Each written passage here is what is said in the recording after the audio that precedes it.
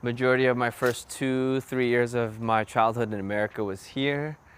Man, just walking around these roads just brings back so many memories. I remember it was Black History Month and we had to write our own I Have a Dream speech. This nation will rise up. I told my uncle, am I allowed to express how I feel? Because am I gonna get in trouble? Imagine growing up being able to not say certain things, not question certain things. It sounds funny or it sounds weird when you grow up in America and you say that, but back home, it's a different story. So being able to give this speech of I have a dream and being able to say, I have a dream that one day I will liberate my country. I have a dream that one day I will reunite my country. Being able to express those words and being proud of it was the start of where my patriotism ignited.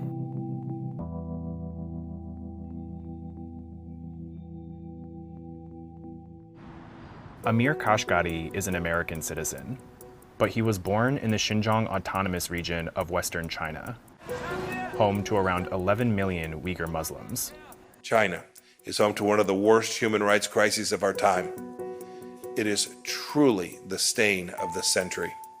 In recent years, the Chinese government has increasingly persecuted the Uighur Muslim population.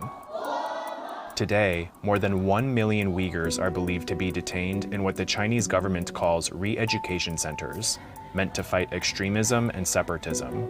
But human rights groups say that Chinese authorities are in fact torturing and condemning Uyghurs into forced labor. Shame, shame, China, shame! Shame, shame, China, shame! Since seeking asylum in the US, Amir and his family have fought for Uyghur independence from China, a fight which has influenced how he plans to vote in the upcoming elections. The day I came to America from what's going on from the Uighur people, the Republican Party has been the one that's been supportive, that's been the one that's been helping my people, whether it's raising awareness or showing the world that who Uighur people are.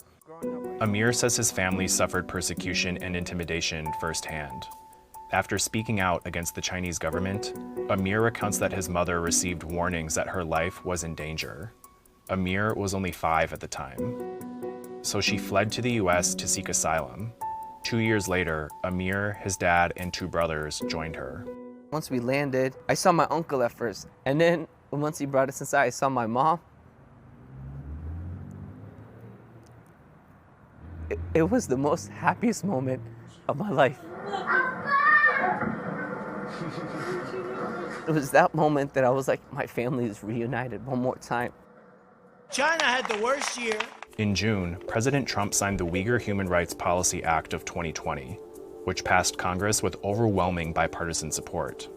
The intent is to hold Chinese officials accountable for the camps. As he prepares to vote in the upcoming elections, Amir's mind is made up.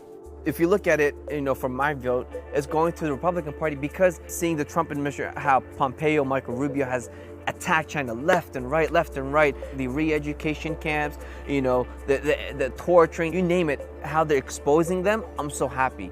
This didn't happen under Democratic Party, this happened under Republican Party. If Trump wins his second term, I hope that Trump's administration is going to be strict. I want to make sure that what we're working on does not disappear. The hard work that the Republican Party has done and bringing awareness on the Uyghur cause stays that way. The Biden campaign has called China's treatment of Uyghurs genocide. Amir hopes that one day he can vote in a dedicated homeland for his people, a country where the Uyghur community can truly belong. People like me, people all around the world that are suppressed, that got their nations taken away. You have a land, but that's not your land. You have an identity, but you don't exist. My culture is being erased. All the identity is being stripped away and taken away. Just knowing that you have a land, you exist on a map, is a feeling that anyone would trade their life for.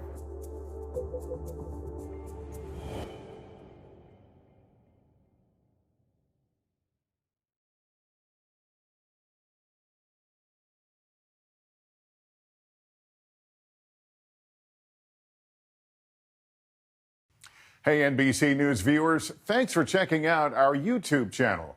Subscribe by clicking on that button down here and click on any of the videos over here to watch the latest interviews, show highlights, and digital exclusives.